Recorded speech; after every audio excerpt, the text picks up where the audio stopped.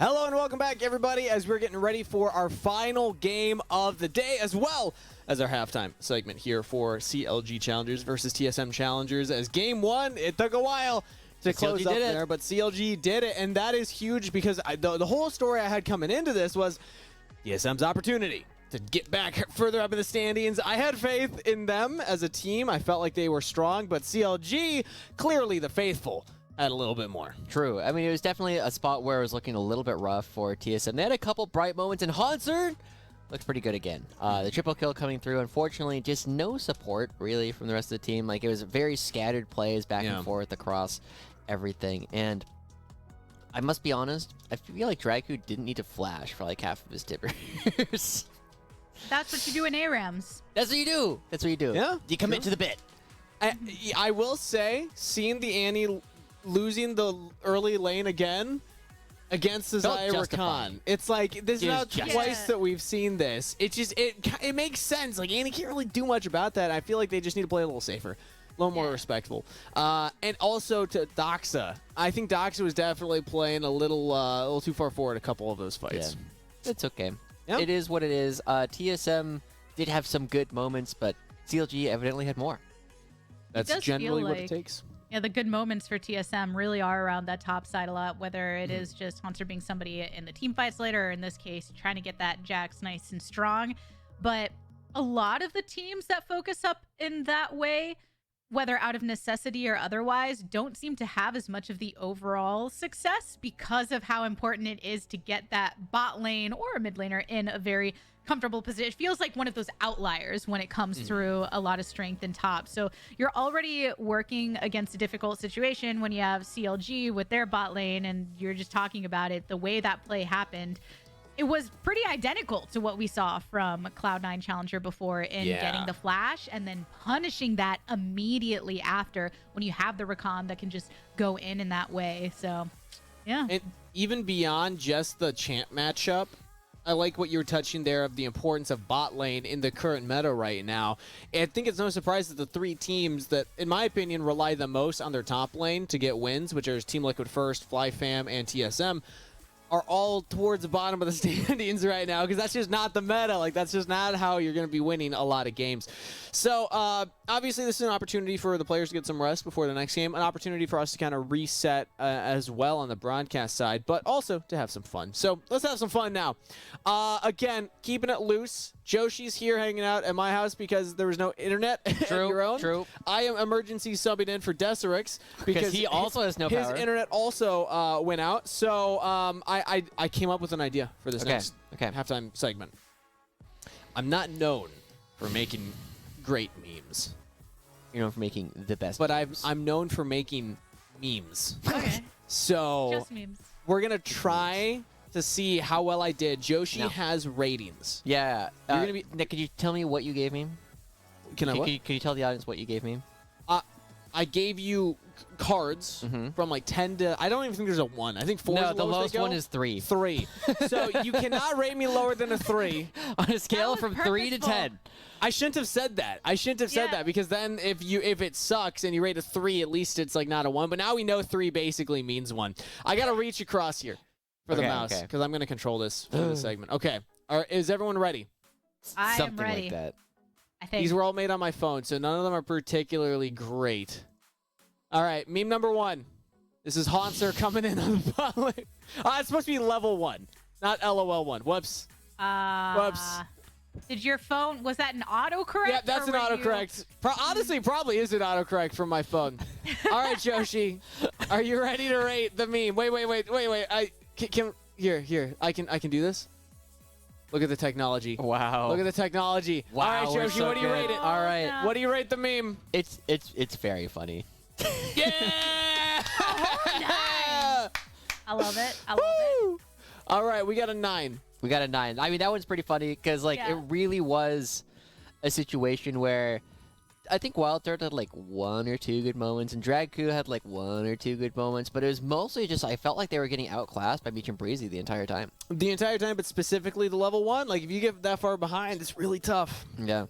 Yeah, but then there are, I mean, on that point too, where you see good moments from Wild Turtle, and then you see a moment where across mid, you know, kind of like, why are you still hanging out around there? Just a little. Where's the rest of the team? And you, and then CLG was there, and those are those things where you give it to CLG for being able to crack open off of that, but they didn't necessarily have to hand the moment for them to capitalize upon. Difficulties of being a top lane. True. In you know, season 13. All right, meme number 2. Let's take a look at it. And boom. All right. I'm ready. Do you want to let's move this over? I'm not gonna lie, I don't remember what I meant by this meme. I have no idea. I don't remember what it's supposed to mean. What? I have no idea what It's this a means. 4. Okay. I think know what it means. I'm pretty sure I made this one right after they like lost the fight in mid lane, and then like TSM almost came back, and I was like, they don't want the win. They're like a cat. Like they're like, no, get out of here. It was like Hyper's cat didn't want the treat. Yeah. I think that's what I was going for, but you know what? Honestly, I think a 4 is fine. Cat Logic Gaming. The first one was not very giving the funny. 3. All right. I don't know. I feel They like can't all Steve be can do bangers. worse. Okay, you know, speaking of worse.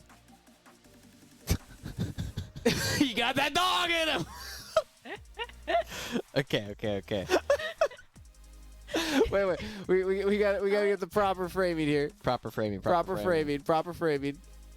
Have you ever smiled like that give when that you're one a taking 7. your temperature though? 7. All right, for getting That's that pretty dog funny. in him. That's pretty funny. I really wanted to get the Warwick meme that you had If you circulating. put there, that would have been a perfect 10. I couldn't Immediately. find it on my phone. I know it's somewhere, but I was like, you know what?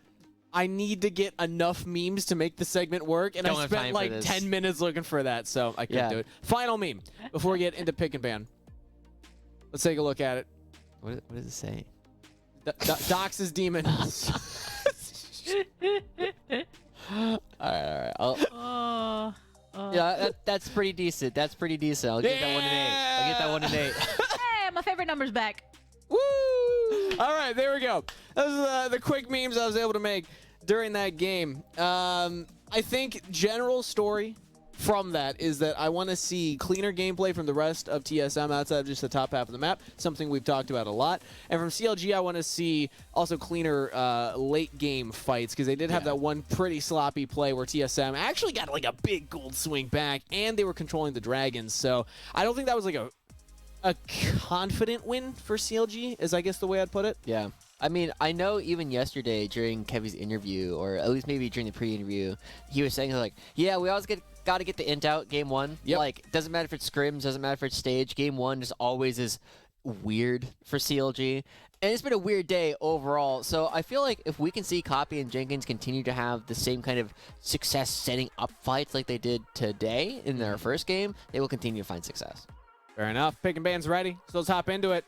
For the last game of the day, we're dead even right now, 50-50 for CLG and TSM fans believing in them to pick up this win.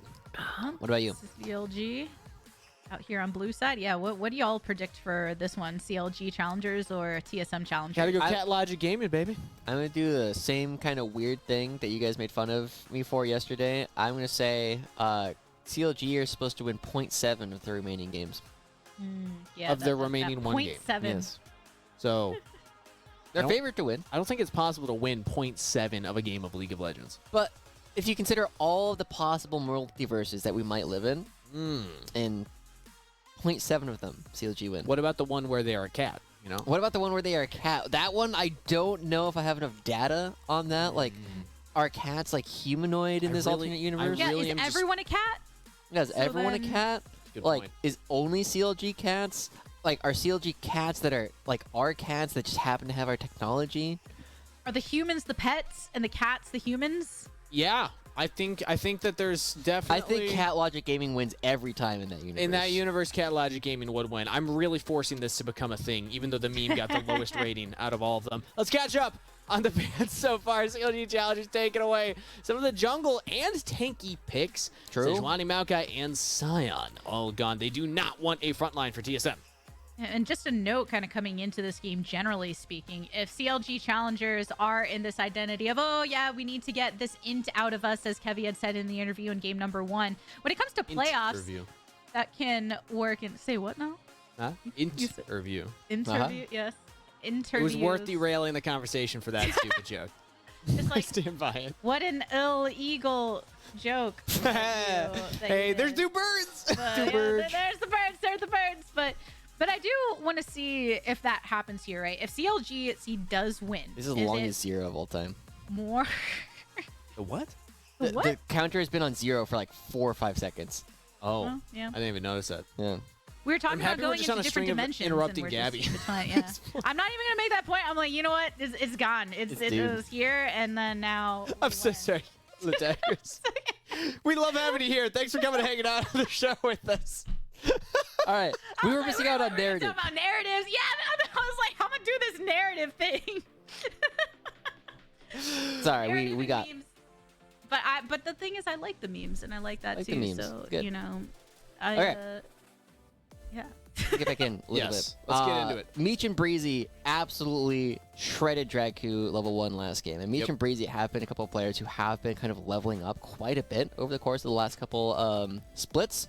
And Yeah. the way that Breezy plays historically, one, he's definitely very interesting to listen to in a lot of his reviews because of how much he actually will have strong opinions on things. I don't want to call him argumentative, but he is definitely the kind of guy who's just like, if he doesn't agree with something that other people on the team are saying, he will speak up about it. And it was very interesting to kind of listen to how he was able to change some opinions and have his opinion change over the course of the different reviews. And I feel like that's something that can be really good for these players. If you're convinced you're right, showcase why you're right. And I feel like Breezy has been one of the players who can do a lot of these exciting things for CLG as well.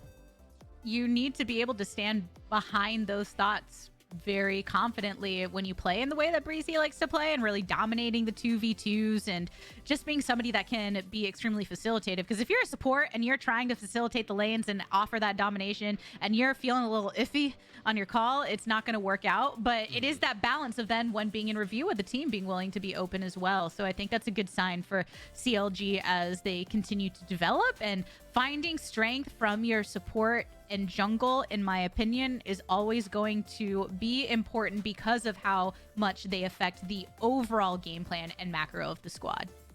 And as we take a look at how they have been playing, again, so much of CLG's success has been coming through Copy and Jenkins working together in the side lanes, well, not the side lanes, in the flanks of fights later on, as two of the players who are some of the more veteran players on this roster. Now we're going to be seeing the Silas coming through for Copy, going into Doxa's Victor. And Doxa has been one of these players who has not played a ton of this Victor historically, right? He's mostly been known for more of his melee champions, a little bit of the Azir, despite some of his demons sometimes popping up. It is still something here where the Silas into the Victor can be a very swingy matchup if the Victor can play aggressively in levels 1 and 2 in particular. You have the J4 also, which is a jungler that can access lanes very early. If you want to pay attention to mid lane, you got to be careful about that. As Copy. But also, I love the J4 for the bot lane plays, because you can just go for a camp immediately into bot lane gank. When you have something like Xayah Rakan, their level 1 is just unmatched. So I actually would love Senscara to do something really aggressive early in the level 1, because we know that Meech and Breezy will try and contest them for the wave. What are your thoughts on fighting for Raptors for a full 60 seconds? I'm always for fun, you know. A fun I don't know if it's raptor good fight. plan, but I would enjoy it. Yeah, from a spectator I was perspective. very entertained that they stuck to it, but we do see the Olaf coming through for Hanser, another character that can kind of dominate the laning phase as well, as we're waiting for the champions to finish getting traded around. I mean, I guess it's Jenkins who's still doing his runes as we finally see the trade come through. But this is a tough spot a little bit for the Gragas. You can get run down very effectively, and there's a lot of crowd control coming out for CLG that is going to be nullified by Hanser. Bye, guys. Have a fun last game. Bye. You didn't do the finger thing. Bye. Oh, yeah. All right. Last game of the day on this broadcast, folks. Woo! And the other broadcast, too.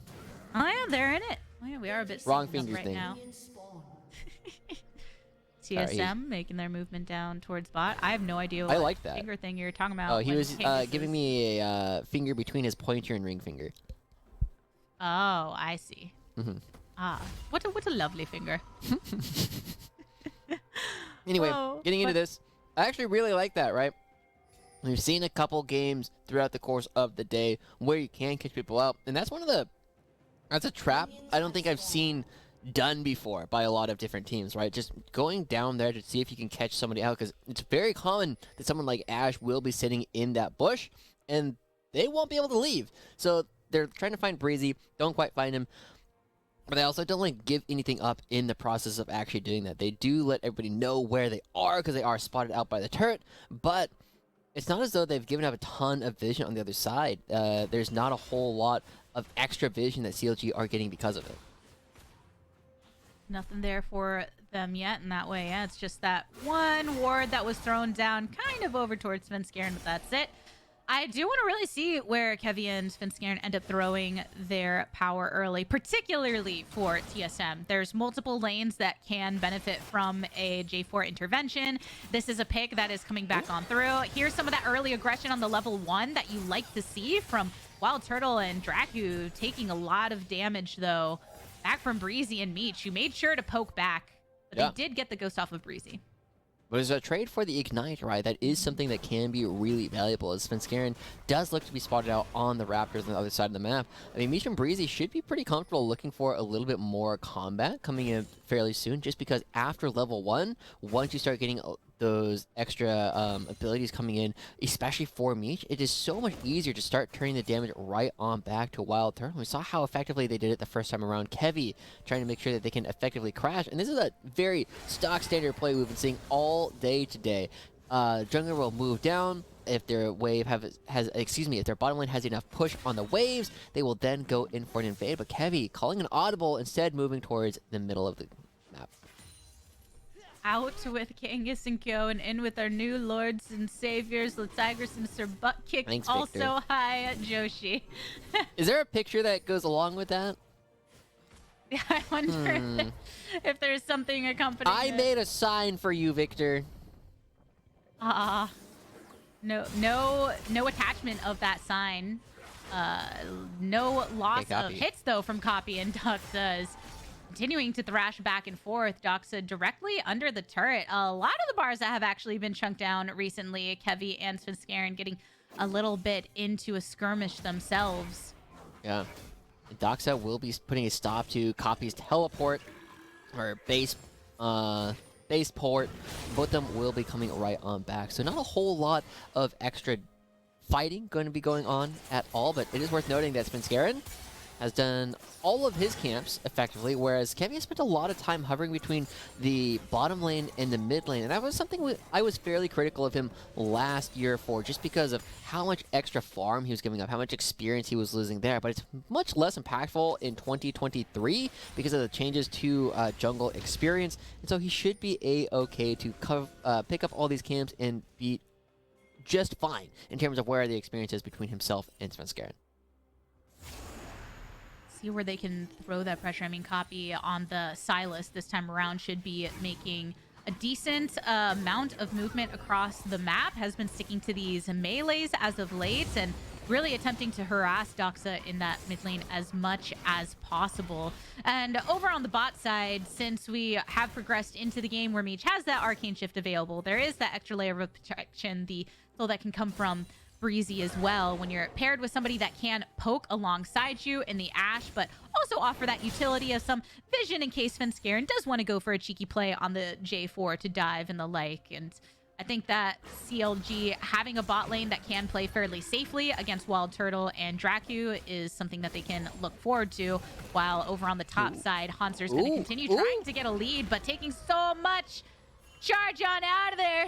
Jenkins knows where's he at, but Svenskeren is here to stay as well. Throws down the axe to get that separation, and has to have the jungler show the presence so that we don't see Kevy, or not Kevy, but Jenkins rather, go for any additional pressure onto Hanser. Yeah, that would have been really big if Jenkins actually gets that kill there, just as we were looking at before, where Jenkins finding the solo kill onto Hanser kind of alleviated a lot of the pressure that Jenkins was under previously. Now he's still going to be about a wave down, both top players will be walking back into base, but Jenkins still going to be down about 10 CS here, walking back into lane.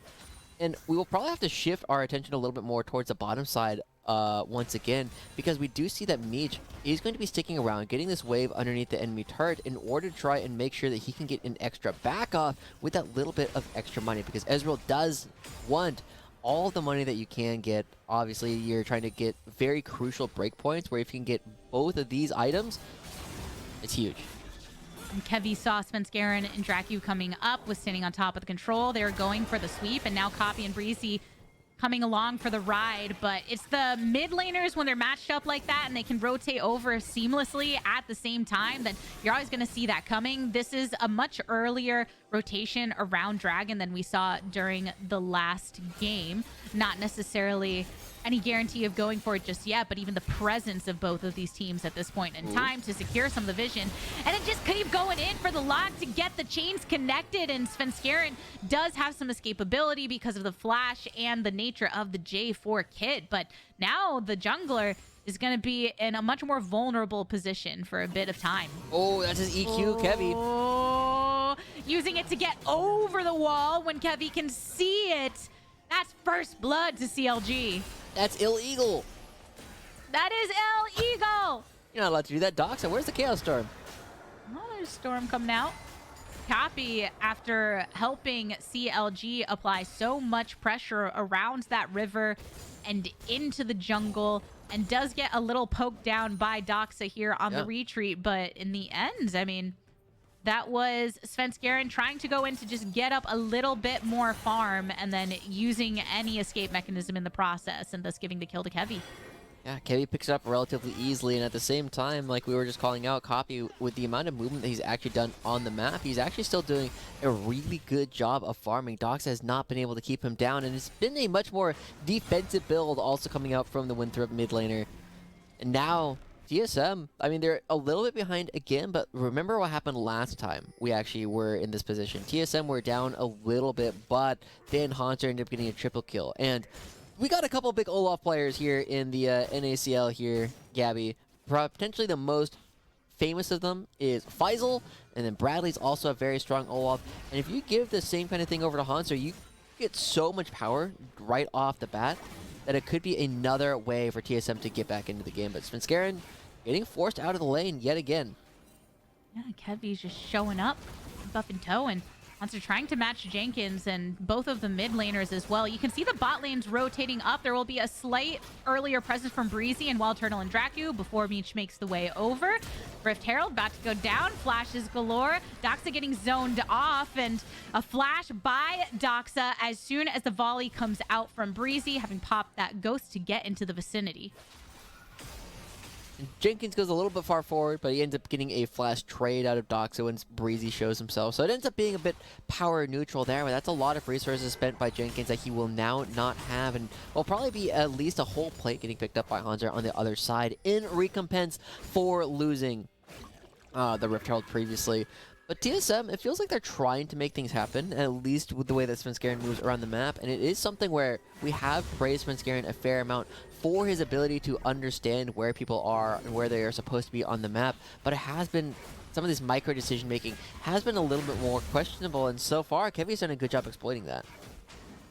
Yeah, and that's what can really be highlighted in picks like this in J4, and you see someone like Svenskeren with that decision making, with that knowledge that he has accrued over quite some time, but when it doesn't connect, then it highlights that much more what you were lost on those opportunities. Not quite able to get those kills, not quite able to finish off that Rift Herald. So even though Haunter is up here pressuring on the top side, extending the CS lead and starting to get these chunk downs onto the turret, you do still have that Rift Herald that Kevy was able to pick up to offset some of that lead, whether in top or elsewhere. And the Dragon on bot still up, so we are looking at a later stacking once again, because last time that skirmish really just turned into the pick over in the jungle side, and still don't have any team in particular that has domination of the vision, though some stepped up to the line of scrimmage for CLG. Yeah. It's also worth kind of noting, I want to go back to the Svenskeren discussion a little bit more, right? As somebody who's been around for so long, his fandom page actually goes back to 2011, right? That is how long this guy has been playing. long time. Very, very very rich history as a player, and a lot of players within this lobby, this league in general, but this lobby really show. I think that's one of my favorite things in watching the play styles of a lot of these veterans that have played in every single meta. I always think back to asking Bjergsen in an interview once because he had pulled out some crazy pick and, oh man, you're playing all these kind of different things, and how do you have such versatility? And he was like, when you play long enough, you just eventually play through every meta and they just loop back around. So it's not necessarily this, oh yeah, I can just pick anything out of my pocket and throw it together. It's, oh, I spent an entire season or I spent a split where I was playing exactly this, and now that actually comes in and is very effective. So it contributes to this feeling of, how do you lock down? Oh, Arrow attempted to get onto Doxa for the follow-up on copy, but sidestep by Doxa. But that's why you have players like Svenskeren when you're pulling from knowledge from 2011, and anytime junglers come back into the pool, or anytime there's a slight difference in the way that you're supposed to move across the map, they can pull from that previous experience and bring it right to the forefront in an effective way for the team. So I know that TSM Challengers is struggling a bit in some of these scenarios. We saw last game where even though they had some advantages, CLG were still able to defeat them. But I think you can look towards those in moments when you also want to track the development of Dracu, since coming over to NA from OCE, and then Doxa as well, rising up from Collegiate. Yeah. And having talked with enough of like the Oceanic players, so many of them have been saying, yeah, it is pretty much all of our goal to have an opportunity to play in North America at some point, play in a major region, go to Europe or NA. Kevy. Oh, hitting that forward button for the charm onto multiple. Wild Turtle wants to capitalize upon the work of his support, and Kevy swinging away, but still just putting that shovel into the ground to dig the grave as TSM pick one up. Breezy with a killer instinct in the eye alongside Copy. Do have to think about the quickness available to Copy if he wants to go in to charm anyone if you get close enough, but a good exit from the TSM bot lane. Yeah.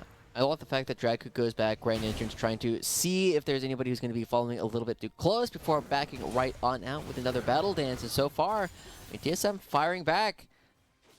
And so, I mean, as we kind of look at what CLG can kind of do from this position, it is important to remember that Svenskeren, I mean, as he gets caught out, is also going to have to be very careful. He's got some very strong combinations with Dracu, with Doxa, but also kind of creates some problems when he's playing alongside Hanser. It is definitely one of these big moments where the TSM team fight is not the easiest thing in the world for them to actually go for. Yeah, that is very true. Just thinking about the way they want to be able to set it up might have some difficulty. Hanser getting away from any of the pressure over on the top side, but the CS lead still being pretty good. A 30 chunk over against Jenkins, who is on that Gragas. Oh, looking for the play. Ooh, stun up on the entry from the Arrow, and the Cataclysm upon Breezy. Meech on the outskirts, but now three members, even Arcane shifting to one side to finish off Wild Turtle, and Kevy now here for the additional support, but the gap created by Dracu and Svenskeren keeps the rest of them up. Yeah, and we also see that Doxa has to use his flash in order to get himself away from copies. They were both rotating down towards the bottom side of the map, but I love the target selection coming out for Svenskeren, right? This is something that we have been praising a lot for some of the bigger plans that they are trying to make, because it is important to note that Breezy didn't have the flash for that entire thing. Meech had both the Arcane Shift and the flash still available. You were not locking him down, but by creating the terrain, you prevent Meech from flashing back towards his own turret.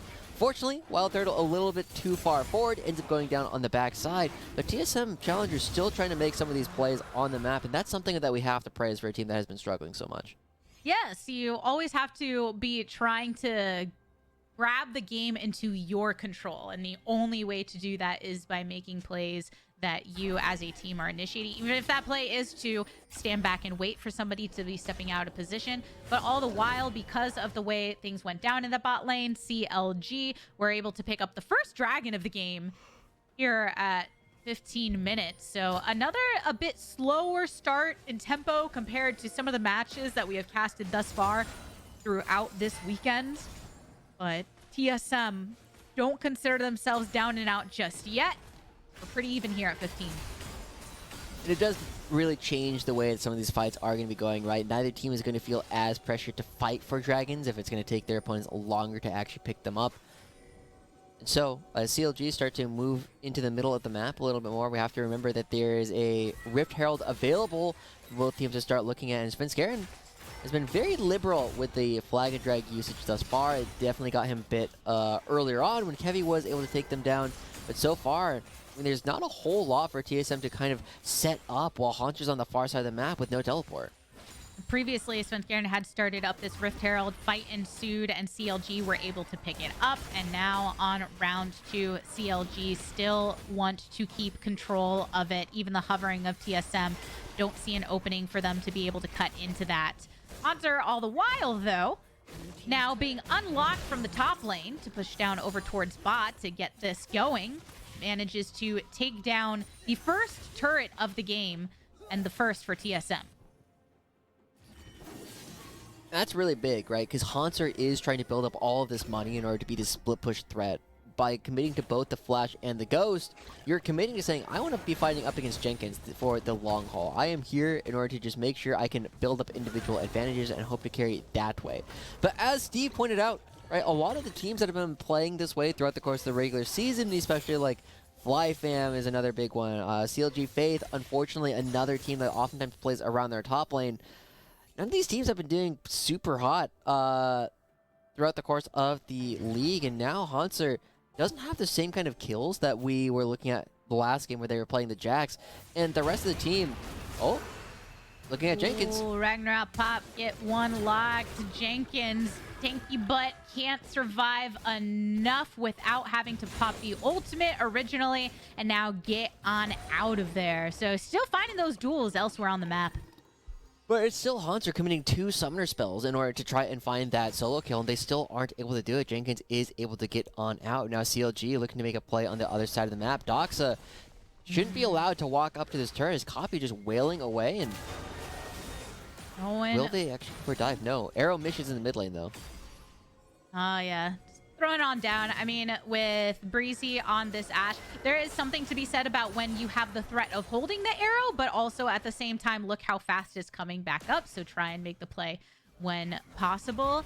TSM, you're talking about what Steve was talking about with the teams that are playing through top, not necessarily finding a lot of overall success. And it's this balance, you know, of trying to find your identity, whatever it is, but also playing to the strengths of what the meta is calling for. So TSM seeing if they can make work with the advantages that they have created thus far.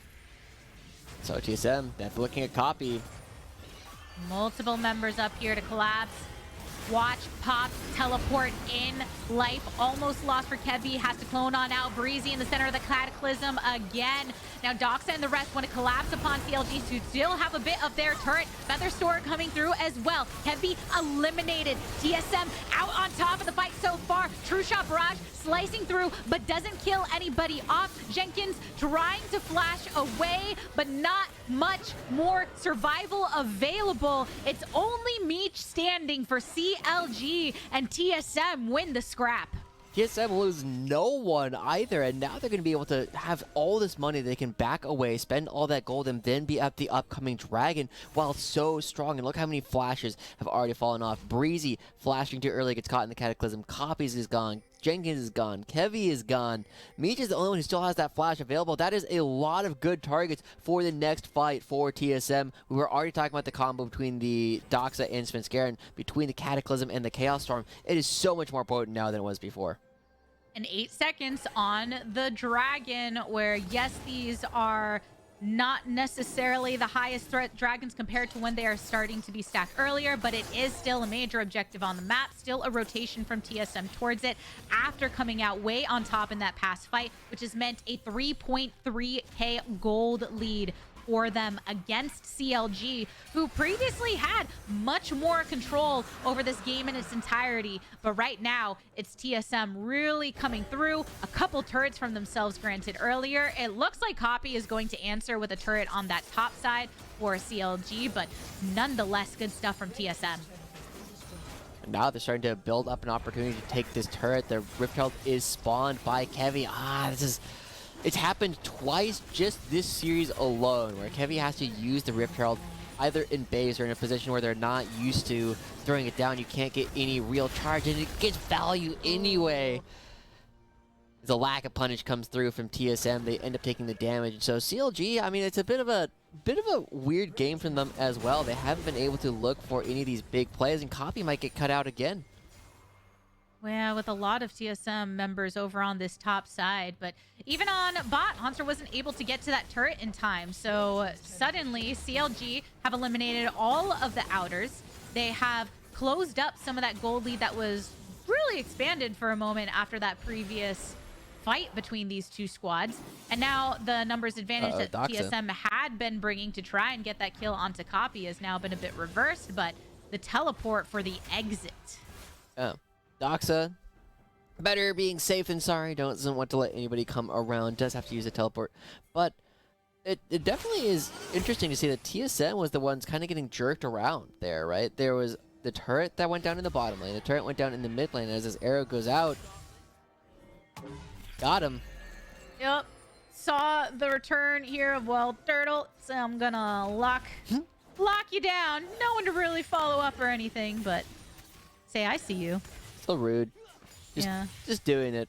But CLG, I mean, they're the ones pushing TSM around on the map, right? Getting the mid lane turret, getting a lot of people head towards top lane. The minions pick up the bottom lane turret. I mean, that's a not insignificant amount of money that CLG all just picks up at the same time. And they're the ones who are also trying to be aggressive on the map, trying to force TSM to a more defensive stance. But with one dragon apiece at this point, there's not a whole lot to actually play for, right? CLG cannot force TSM into a battle, even if they wanted to. And so with that, considering kind of the uniqueness of this, where yes, there's a bit of a gold lead for TSM, but even in dragons, now even in turrets, when you're looking at the comps, the engage tools available to either side, like who are you favoring in this current map state? Oh, definitely TSM. Especially if like you turn the nameplates off. If I just had two random teams that I didn't know much about, I would say TSM's definitely in a better position. But one of the big things that is going to come into play during the next dragon when it actually spawns is how well TSM are able to set up for the objective. How well are they going to be able to trade? We've seen that CLG has been winning a lot of those, but it's oftentimes been TSM looking for these picks off on side lanes and CLG overcommitting, and now Copy potentially caught. Wants to find it. Kevy is the first to make interaction come through, and the teleport in the center of the Cataclysm. Svenskeren soon to fall, but Wild Turtle popping the heal to keep that survival up. Kevy getting the kill onto the enemy jungler. Some nice throw out of a lot of work from Wild Turtle to be able to finish off and get Copy in response for their jungler taken down. CLG and TSM still here presently. Jenkins going into the pit and flashing over the wall. The pursuit by Dracu and Wild Turtle is really just to keep him zoned off. But TSM with those health bars down low, they really just want to try and get this last pick onto Jenkins and not have anything to do with Meech and Breeze that are rotating over towards mid. They take down Bobby J, but everybody should be back up for the upcoming Dragon Ride. But we take a look at the flashes that are down again, and hey, Gabby, what do you know? It is the exact same 4 people that lost them in the previous fight before the Dragon, and it was enough to convince CLG to kind of back away for a lot of the engagements. But CLG, they're fighting individually fairly well, but they're just kind of a little bit lost in a lot of the fights that they're going for, despite the fact they lost on Cloud9. Everyone can get a little lost, but only one can call themselves that, I guess. True. I could technically call myself lost, but then I'd be stealing a name. Sometimes, you know, I'm just feeling lost. Yeah, there's a lot of songs that... What song comes to your head when you hear Lost? Like, where you just... Isn't there a Coldplay one? I feel like there's a Coldplay one. I think there's an NF song called Lost that's what comes into my head. I have forgotten about NF. He was one of my big like workout artists for a while. Oh, I love NF so much. Just came out with a new single recently called Hope. Ooh, it's fire. Ooh, all right, we'll have to check it out after the broadcast is done. But for now, as we kind of get back into it, TSM are in firm control of the bottom quadrant of the map, and CLG, they don't really threaten to do this Baron, right? They don't have the damage to do it right now. They just don't have the AD carry to do it. They don't have the positioning to do it. And so TSM will be kind of winning this Dragon on account of the number of flashes that CLG have already lost. And I don't know. I want to see more from the CLG squad, right? We gave them the benefit of the doubt on game 1, but this is a bit more of a pattern that we're seeing. And Oh.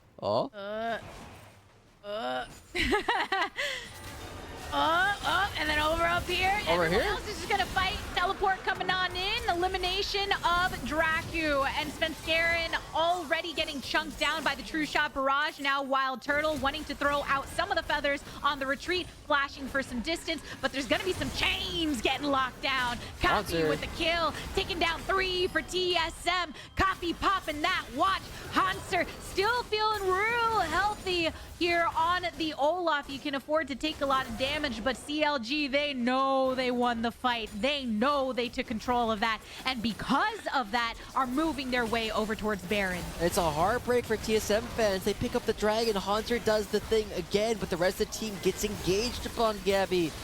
And it's TSM are so much in struggle, especially when it comes to these situations where they're the ones having plays done on them. They don't tend to respond. It oftentimes feels as though they aren't on the same page, to the point where I even called out earlier, it's like, are they in comms with each other in a previous series, just because it didn't look like they were coordinating. Here, once again, they kind of scattered to the winds instantly. CLG is so good at those situations. As the arrow goes by, barely dodged out by Doxa, but that's going to be TSM giving up a lot of the gold that they had kind of built up in their own lead. As the Baron goes over towards CLG, we'll see how much money they can actually build up again. Yeah, at the very least, it means that the gold has swung in their favor, though. Exactly, just saying, what kind of lead can they gain now that they have the Baron buff on them? Dracu. TSM, a lot of their previous work neutralized Dracu coming on to Meech. Still has a flash and more available. Over the wall you go. Also drew out the Ignite from Dracu. Of course, we are at 27.5 minutes into the game, so a bit of a different impact than when we're talking about Ignite in the laning phase, but nonetheless, CLG not giving over a kill when TSM were looking to make something up for the Baron they just lost. Look at this CLG. They're also moving up in force. That's some big buttons that were used by Dracu. And, oh, the flash for flash being traded by Jenkins. That's a big threat onto Doxa going forward. But CLG, they don't feel confident enough to actually make this play happen. They know that Copy is in the mid lane and doesn't clearly beat Hanser yet in the side lane. Not enough vision from all of the passages from Nice. the mid lane. This is what CLG were looking for on Doxa the whole time. You saw how many times they threw out arrows and everything to just try and lock down. They knew how much they could get that burst in. TSM now coming to try and collapse. In goes Svenskeren. Has some of the assistance from Dracu. Meech. Going in for the ult. Cataclysm down as well. Kill afforded for Wild Turtle. All of this after losing their mid laner. Svenskeren isolated by Jenkins and Breezy. Copy putting in that work, though. Coming out of the Golden State. Still getting the slaps on the Hanser. Now the rest of CLG that remains alive can collapse upon this turret. They do have the Baron empowered minions. Even though Dracu and Hanser have survived, there's not much they can do to stand up against this push that CLG have now. And you see the difference, Gabby, between when TSM are the ones starting the fight versus when they are the ones having the fight started upon them. Even though it still goes poorly, much closer than what we were seeing previously when CLG was actually the one starting fights. But there's so much preying upon lack of flashes in this game, Gabby. They did it to Doxa, they did it to Meech. It got multiple dragons for TSM so far, but it's still a small lead starting to build up for CLG. They have this Silas that is very close to completing a Rabadon. They have Meech that's almost done with their 4th item as well. And yes, Doxa's almost got his Rabadons, but he's missing an entire Void Staff in comparison to Copy. Wants to find a bit more of that firepower to offset the enemy mid laner, and yes, punishing these flashes. Look how often the flashes are down. Nobody has their flash right now except for Breezy, just because of these attempted micro engages that happen every time these players come face to face. I do love to see that, because that's where you get these follow-up plays and these team fights that are really encouraged because of that lack of summoners across the board, but also being wary of who's building into stopwatches and all of those kind of team fighting tools. It's TSM. Setting up. They're lurking. It's a trap. Be They're careful. lurking. Jenkins is hunting. I think they're hoping that Wild Turtle just draws some attention here. Only one showing. But in the end, Copy, no teleport available over on the top side. Oh, there we get the response. Breezy and Meech now on the retreat. Dracu's coming in with a quick miss. Got him. Is good. Meech burned down. TSM long waiting for the play, and they make it happen. Wow, what a big committal as we see Jenkins using the ult mostly for wave clear to try and stop the onslaught of the TSM members, and Copy on the other side of the map. Kevy pushing up in the mid lane, cutting so many waves. There's no waves for TSM to play with, and so yes, they're going to get their third dragon, but it's going to be at the cost of a side lane inhibitor, which opens up the base that makes it so much more difficult to play for the next dragon when it will actually spawn. And CLG, they start firing back after those 2 kills. 31 minutes into the game, double the turrets acquired by CLG Challengers compared to TSM. And because of that late stacking, yes, TSM are now on Soul Point, but it is a very different tone to that win condition when you're looking at a map state like this, and CLG building up little by little to whittle down the picks that TSM have been affording for themselves. So we'll see how TSM can continue to find some of those picks, but they can't afford to do it when they're giving up an inhibitor each time. Yeah. So CLG, they're starting to set up. They're moving towards the top half of the map. They did lose Breezy's flash there in exchange for no flashes from TSM, and so this is a potential opportunity for them to take a fight. And the big thing to note for this fight, Wild Turtle just ulted.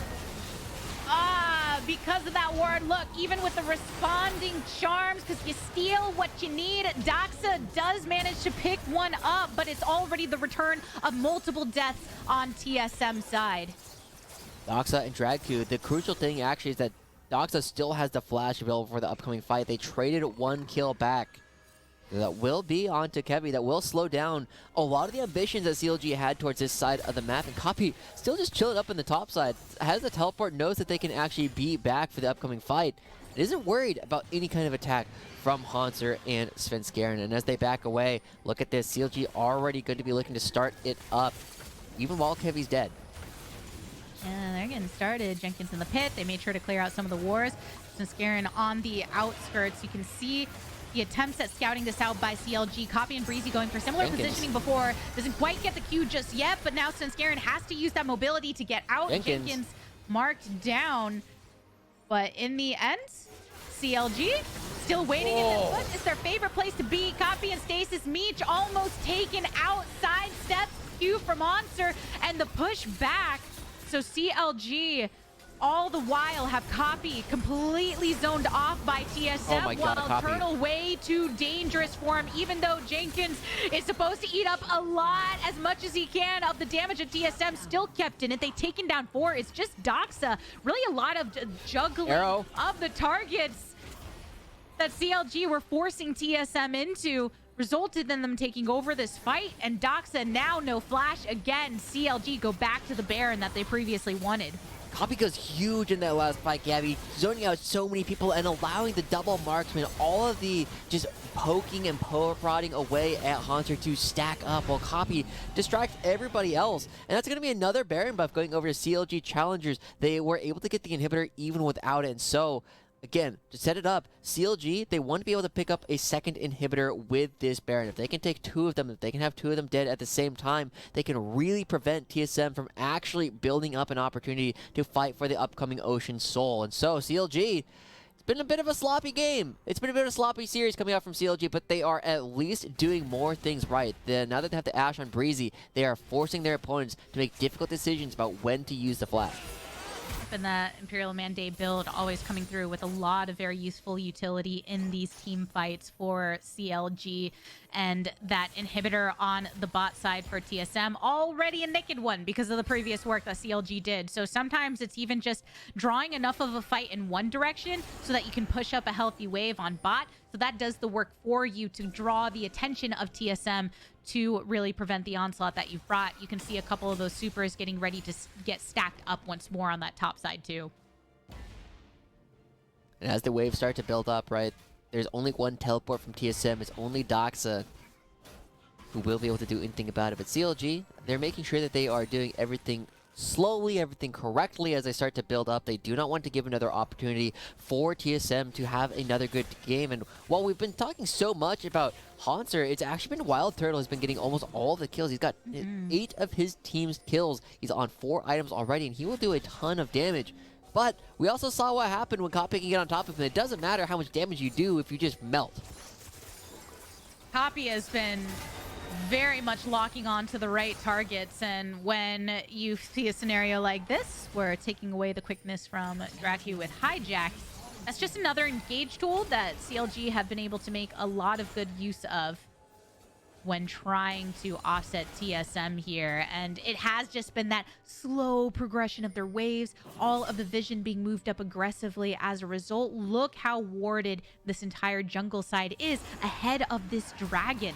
TSM had stacked some, so this would be soul for them, but CLG, because of that previous oppression, they're able to make their rotation towards it and deny. But it still feels like a bit of a failed Baron buff coming out from CLG. They don't break open any new structures that they didn't before. And, you know, while you do like having this dragon, it's not going to give you a sustained advantage. It's not going to allow you to beat TSM. And it just slows down one of TSM's potential win conditions for another 5 minutes. Yeah, CLG are okay with some of that, but it definitely feels as though they have not progressed their game plan. You're already rapidly approaching the point of the game where Meech does not get stronger, where Copy does not get stronger, and instead you're having to deal with Doxa, who still has an entire another item left to build and is already hitting like a truck in these team fights. Yeah, 37 minutes in. Eventually, Victor. gold leads don't matter. Victor gonna be strong and gonna hit really hard, especially if you get targeted by Dracu on this Rakan. Then just have a good old laser slice through, Chaos Storm on top of your head, and suddenly you're down and bursted. Yeah, it just gives me like what do you call it, flashbacks a little bit to an in-house I was playing with friends a long time ago, and I was playing with like a previous version of a team that I had played with in like 2017, 2018, something like that. And I was playing against like a group of friends who were a little bit higher ranked than us, and we actually came to a very similar situation here. And the big thing is if you can catch out the Victor, CLG will win this game, right? Even if Wild Turtle is going to be hitting throughout most of it, Wild Turtle can only keep themselves so safe. And there's another arrow, but it doesn't force Doxa's flash this time around.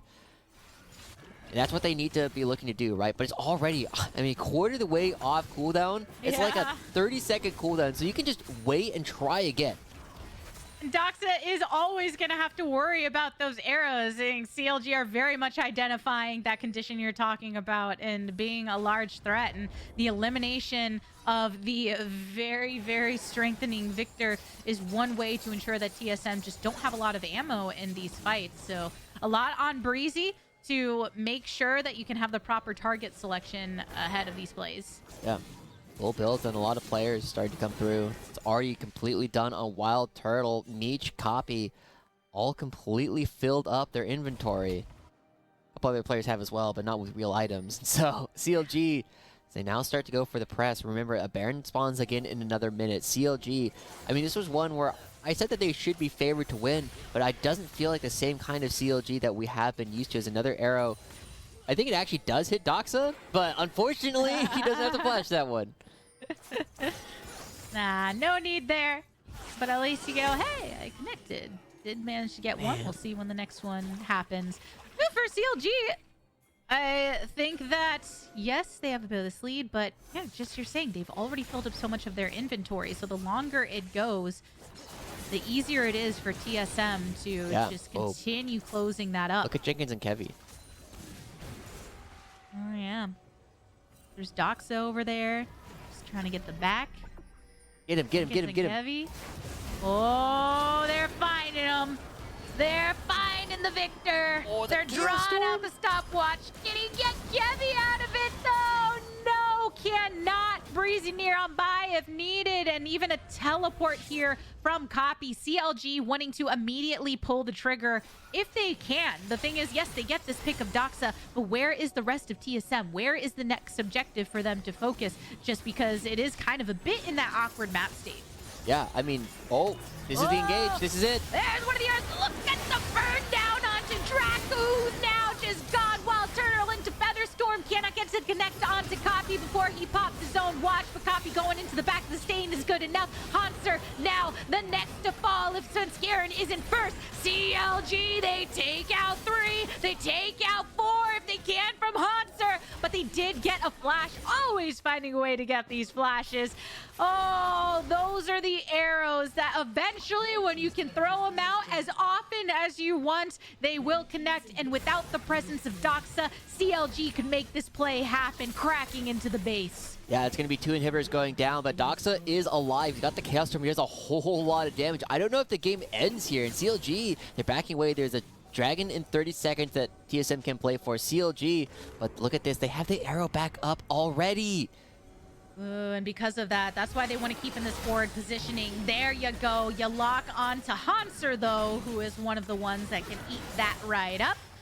So CLG, they're making their way through that jungle in that way of, yes, we know the dragon is coming in 10 seconds. So as long as we position ourselves down the lane, we can drop our vision along the way as well. Very difficult for TSM to follow up with no idea of what could be popping out of the bushes in that time. So they rotate over towards the top side. They go over towards Baron, while CLG want to ensure they take this Drake to put themselves on soul point, but more so make sure TSM doesn't get that soul. They are making that immediate rotation, though. So TSM turning down as quickly as they can.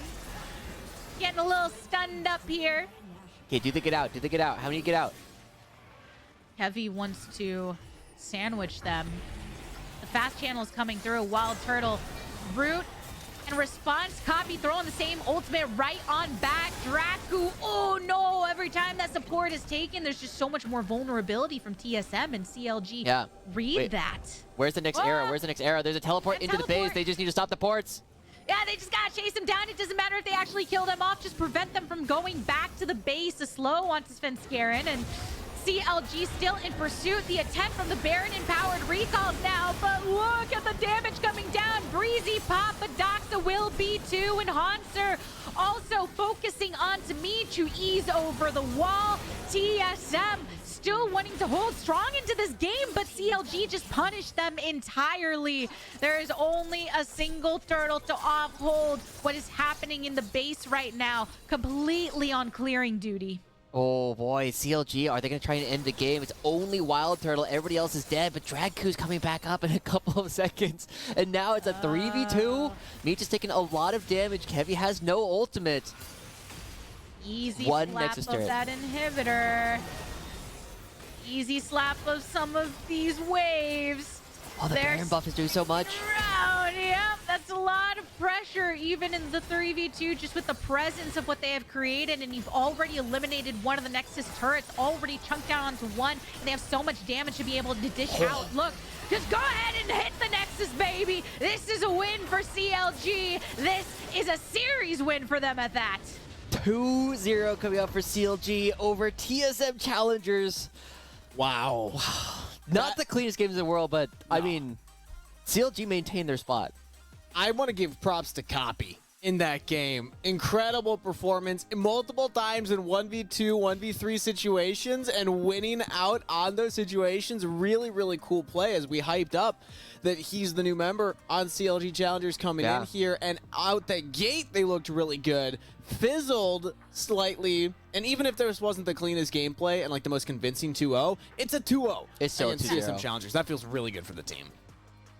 Nice 2-0, and that's something that you can look back and see where you can clean things up a little bit, but CLGC getting the victories that they want to be able to go into playoffs in a couple weeks feeling nice and confident. But with that being said, that is our last game of the day. We're kicking into a break right now. We're going to hear from some players on the other side and then round out our day here on the broadcast. We'll see you there. Welcome back to the NACL after a 2-0 victory for CLG Challengers. I am joined by Jenkins for the Rise and post-game interview. Jenkins, I feel like I haven't talked to you for quite some time. I'm excited to see you just smashing here today. How has the season been for you thus far? Yeah, the season's been good. I feel like I've been able to do a lot more for my teams compared to past teams. I've been speaking a lot in game about how I want to play the game, and I feel like my team's very receptive. So I feel like I've made good strides in something that I felt I struggled in on previous teams. You've been described as a very suffocating top laner for your opponents to play against by players themselves, and I think definitely been doing a lot of work for the squad. I know that Hanser has also been playing very well individually for the top lane position, though. What was it like facing off against him in this matchup? game 1 or game 2 or just in general? Just in general, if you want to go game 1 and then game 2. I think he was playing pretty well. He's very by the books. Like if you watch like a VOD of him playing like last year, or not last year, or when he previously played, it's pretty similar to how he plays now. I feel like I think game 1 I was playing pretty uncharacteristically and just dropping a lot of CS. It happened yesterday too. And then game 2 was just it was just kind of a rough situation where I felt like I sacrificed myself to set up the team and just kind of left it out to dry. And it's still fine. I feel like I can always just do my job. But yeah, I think he is a lot better than what I've seen people describe him on like like especially Reddit. I feel like people have like not a very good concept or perception of him, and yeah, it was a good time playing against him. I like playing against him. Fun times are always important to have on the Rift as well. And I'm sure it's a little bit of extra fun when it is a 2-0. When we were just chatting beforehand, you said it's been a bit since the last time that CLGC was able to get a 2-0 in the series. What do you think was the difference maker in this particular matchup? I just feel like everyone was on the same page at some point in the game. I feel like a big struggle of our team is that when things go bad and we don't know what to do, I feel like we kind of just fall flat and like slowly bleed out, or you know, make the game explode in a very bad direction. And I feel like this game, even though there were bad fights that happened, I feel like it was just more an execution thing rather than the idea of a fight. I feel like, for example, like that top, there was a team fight where I team fight top as Gragas, and I butchered like the team fight, I ulted Zai away, but those are the team fights we should have been looking for a while. And I felt like our team was confident. We were all like confident that those type of fights were good, whereas I feel like on other days we kind of, you know, we didn't know what fights to actually look for. So in those moments when that happened, you're just talking about how there was a team fight that didn't quite go right, but then recovering from it. Is it one voice that is leading everyone to make sure that you stay in it mentally, or is it something that you were all working on individually to be able to overcome those moments? I think it's a little bit of everyone. I think that moment though specifically, I was calling pretty heavily. Like I knew Olaf didn't have TV, and I felt like, guys, it's fine. We have, you know, I messed up a fight. It's fairly fine. We can win the next one. These are the fights we should be looking for, and the team was very receptive of that. I love hearing you speak about how you're developing as a player, even when finding your own voice within the context of these squads. CLG Challenger, you've kept a lot of the same players and kind of brought copy into the fold. What has that been like, developing this roster through, building upon the synergy that you had already previously acquired in last seasons? Yeah, I feel like my goal, or I viewed how I should have played with the team wrong last year. I felt like I needed to carry. Meech was the secondary carry, or the main carry at the time, but I feel like I needed to do more because we weren't exactly like a stable roster. And I feel like going into this year, everyone has been playing a lot better individually, and I feel like if I speak for my team, like tell them how I want to play and how I can involve myself to create advantages, we're able to play a lot more efficiently compared to last year. And in mentioning that, and you feeling like you had to carry last year and changing that up a bit, how much of that do you feel like is also because of the state of the game? We've been talking so much about it being a bot-centric meta. Do you feel that that in itself has really impacted how you approach the game here in 2023 so far? Yeah, I think that helps a lot too. Also, I mean, again, for me, I just feel a lot more confident in my teammates going into this year compared to last year because we had actually just come straight off of a Dream Bootcamp, and I feel like everyone relatively hit the benchmarks that they set for themselves. At least that's what I believed in. And I felt more confident in myself being able to stray more away from like actually trying to like hard win lane and trying to command my team on plays that we should be looking for.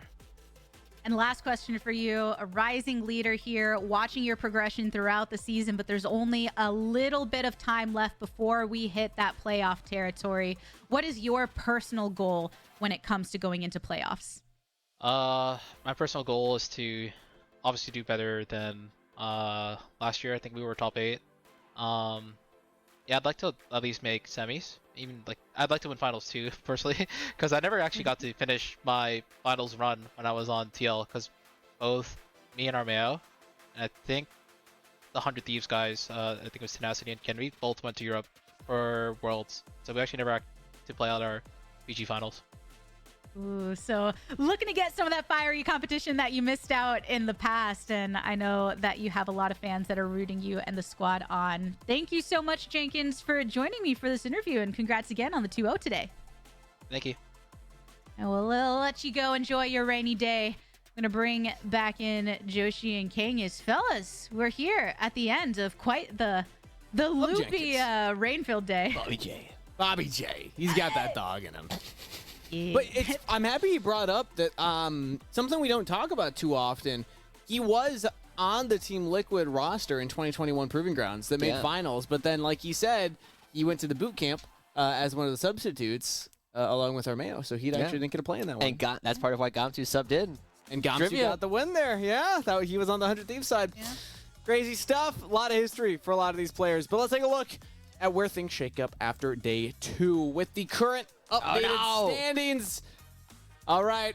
No more. Oh, no, there is still a funny number. Still funny. Still funny numbers. They play tomorrow. They play tomorrow. But Dignitas went 1-1 today. I'm going to have to burn off my facial hair. Oh, I didn't even realize that. 19 and 5. Yeah. Right. They were against Team Liquid Challengers today, I think.